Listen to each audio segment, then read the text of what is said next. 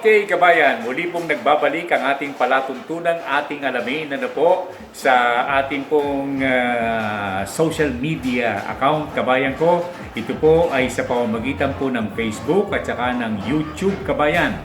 Subscribe po kayo sa ating programang Ating Alamin, kabayan ko, para palagian po tayong magkakasama-sama.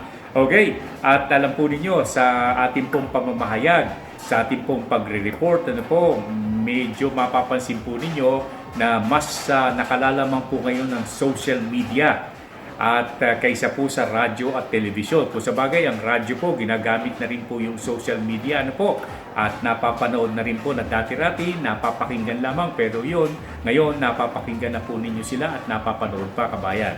At sa social media, ang ating pong programang Ating Alamin, kabayan. At dito po, kabayan po, ay ating pong masasabi na kahit na po yung pangkaraniwang tao, available na po ang social media. Nakakapag-participate po sila at nakakapagbigay ng komentaryo, nakapagbibigay ng suwestyon, na ipapalabas din po ang mga bagay-bagay na kanilang nakikita sa ating kapaligiran. Kaya lang sabi ko nga medyo sundin po ninyo ang payo ng ating pong ilang kababayan na siyempre maayos po at maganda ang inyong pagsasalita. Magalang po sapagkat yan po ay pinanonood ng ating mga kabataan, lalong-lalo na ang mga batang murang-mura ang isipan pa, kabayan ko. Whatever they see from the elders, kabayan, ginagaya po ng ating pong mga kabataan. Kaya medyo kaingat po tayo sa ating pong pagsasalita, kabayan ko, sapagkat yan po ay nakararating sa maraming tao, sa maraming bansa. And we can use this for national development, educational, cultural, at marami pang iba, kabayan. Okay, sa ating palatuntunan, agri-fishery po, livelihood ang pinag-uusapan natin dito. And believe you me, kabayan, marami po ang talagang naghahangad, lalong-lalo na sa panahon po ng pandemic. Kabayan ko, naghahanap ng mga proyekto ang ating pong mga kababayan na nababalitaan po natin na gustong-gusto na sa loob lamang ng kanilang tahanan, lalong-lalo na ang mga senior, ay pwede silang maging abala sa kanila pong mga gawain. Halimbawa na, kabayan, pag-aalaga po ng hayop at ng mga isda. Incidentally, gusto ko lamang pong idagdag muna pansumandali yung ating tinalakay noong isang araw, sa pag-aalaga ng isda. Tandaan po ninyo, babalik-balikan po ninyo 3 drum, isang 200 liters ang capacity ng tubig na pwede po ninyong lagyan ng isda na hito, pangasius, tilapia o karpa, kabayan po. At pwede po iyang kung hito at pangasius, pwedeng mas marami, tilapia kakaunti lamang, kabayan ko. Pero yan po ay lalagyan po ninyo ng tubig na aalagaan po ninyo. Ang pakain, trash fish, na patutuyuin, dudurugin, papatuyuin, o kaya naman fish feeds na mabibili po ninyo sa mga agricultural store. At yung pong 2 drum, yung isa para po lalagyan po ng inyong submersible pump. At yung pangatlo naman na nasa itataas po ninyo, elevated po yan, na maghahagis po ng tubig na pababa dun sa inyong alagaan po ng isda.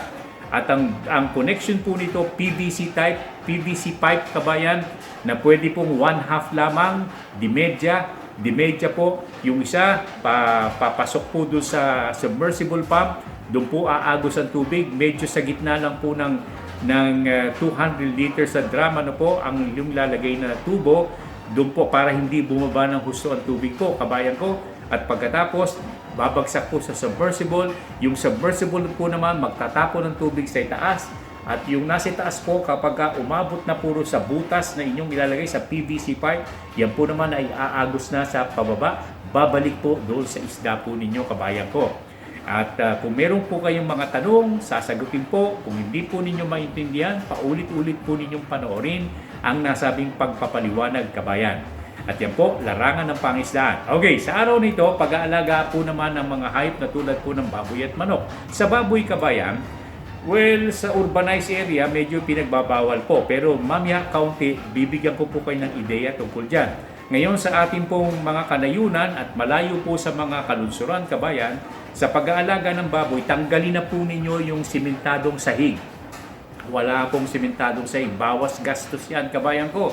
At ang ilalagay po ninyo sa lupa, kabayan, sa lupa, ilalagay po ninyo mga 1 pie, 1 foot or 1.5 feet, kabayan, na ipa o kaya buhanging puti, kabayan. Okay? At doon po sa likuran ng inyong alagaan po ng baboy, kung 3x3 po ang luwang na pwedeng maglagay ng 8 baboy, kabayan, ay lalagyan po ninyo ng 1 meter wide o siguro mas kakaunti ng kaunti, mas makitid ng kaunti, lalagyan po ninyo ng tubig na 4 na pulgada ang lalim. At doon po ninyo ilalagay ang water nipple, na kanilang pagkukunan po ng tubig. Diyan po aagos yun. Pwedeng ang tubig nanggagaling sa drum, pwedeng nanggagaling sa inyong sariling tubigan. At yan po tutulong pagka kinagat po nila yung water nipple, kabayan ko, lalabas po ang tubig. Okay? 4 na pulgada ang lalim ng tubig, sapagkat kapag iyan po ay naiinitan, pupunta sa tubig, hihiga, maglalaro, at pagkatapos babalik po sa buhangin o sa ipa. Bakit ipa at buhangin, kabayan? Well, para po walang masamang amoy na ibibigay. At yan po ay maganda po sa alagaan po ng baboy, sapagkat bawas din kayo sa gastos sa pagpapaligo, kabayan ko. At doon po sa buhangin, bakit buhangin? Sapagkat mas maganda po yung buhangin. Kung may makikita po kayong buhangin sa inyong kapaligiran, kagaya po na sa Pampanga, ang lahat libre na po. Pwede kayong bigyan po ng inyong mga alkalde ng permiso para po makakuha po kayo para lamang sa inyong alagaan po ng baboy.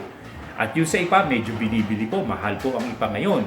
Sa buhangin, ang pinaka-advantage po nito ay hindi po malimit ang pagpapalit, kabayan. Sapagkat bihira pong madumihan ang nasabing uri po ng latagan na higaan po ng baboy, kabayan. 1.5 feet, kabayan, o 1 foot ang kapal ng nasabing buhangin puti. Huwag po ninyong ilalagay yung buhangin po na nanggagaling sa ilog, sapagkat yan po kapag natuyo, tumitigas, hindi po maganda. At nagpuputik po yan masyado. Para din kayong gumamit ng lupa lamang. Ngayon, buhangin, hindi kakapit po sa katawan ng baboy, kabayan ko. Okay? At yung kainan po nila, nandun din po sa malapit sa gilid na inyong ng kulungan po ng alagaan po ng baboy.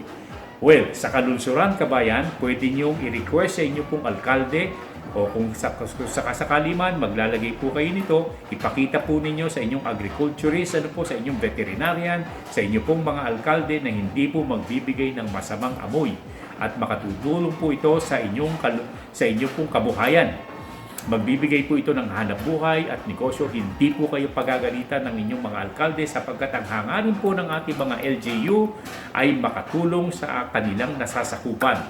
At yan po ay sa sarili po ninyong kakayahan, magagamit po ninyo ang nasabing sistema, makapag-aalaga po kayo ng mga hayop na tulad po ng baboy, sapagkat sa ngayon napakamahal po ng presyo po ng kilo ng baboy, kabayan. Umabot 300 pesos pa yata, 280, 260, 240, pinakamabawa 180, kabayan. At kung meron po kayong alagaan, pwede pa kayong magbenta. Ibebenta po ninyo dun po sa mga taong naghahanap po ng nasabing alagain. Yan po, kabayan, ay ilan po sa mga bagay na atin pong pinag-uusapan sa ating palatuntunan, at makapagbibigay po sa inyo ng napakagandang proyekto, hanap buhay, negosyo po, kabayan ko, at pansariling gamit sa inyong tahanan, sa inyong buong pamilya. At sa mga senior po, magbibigay ng pagkakataon sa inyo na kayo po ay magkaroon ng libangan, magkaroon din po ng inyong trabahong pag-uukulan ng inyong panahon, kabayan.